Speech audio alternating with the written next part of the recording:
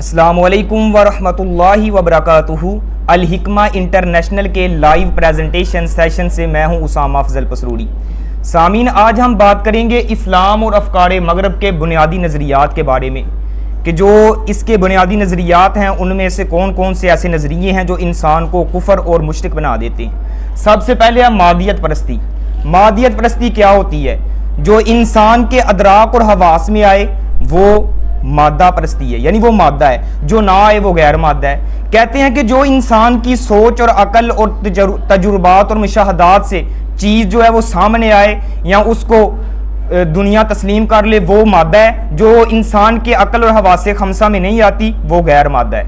ان کے مطابق یہ کائنات جو ہے یہ سامنے ہے، موجود ہے، نظر آ رہی ہے، یہ مادہ ہے۔ انسان کا جسم ہے، کہتے ہیں یہ مادہ ہے، لیکن جو اس کے اندر روح ہے وہ اس کو تسلیم نہیں کرتے۔ اسی طرح وہ دنیا میں سب سے بڑا شرک جو ہو رہا ہے یہ مادہ پرستی کی بنیاد پر ہو رہا ہے۔ دنیا میں سب سے بڑا شرک جو ہے وہ مادہ پرستی کی بنیاد پر ہے۔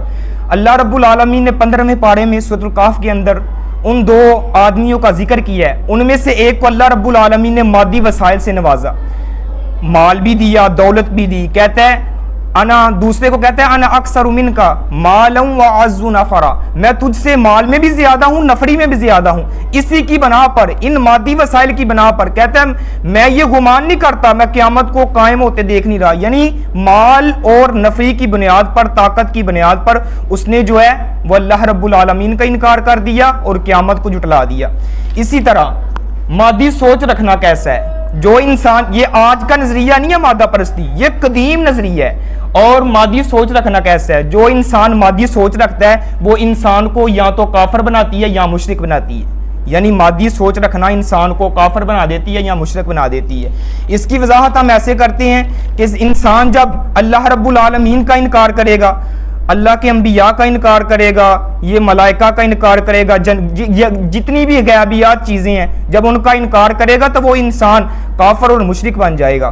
سب سے پہلے یہ بات ہے کہ وہ لوگ خالق کے بالمقابل کائنات کو رکھتے ہیں، وہ خالق کے مقابلے میں کائنات کو پیش کرتے ہیں اور روح کے مقابلے میں بدن کو پیش کرتے ہیں۔ ہم ان سے یہ سوال کرتے ہیں تم جو ہے جسم کے مقابلے میں اور روح کے مقابلے میں بدن کو پیش کرتے ہو، یہ تو بتاؤ اس جسم کے اندر، اس جناب بدن کے اندر جو روح ہے اس کو کیا کہو گے؟ وہ کہاں سے آئی ہے؟ وہ اللہ رب العالمین کی طرف سے ہے، اس کو کیوں نہیں تم تسلیم کرتے؟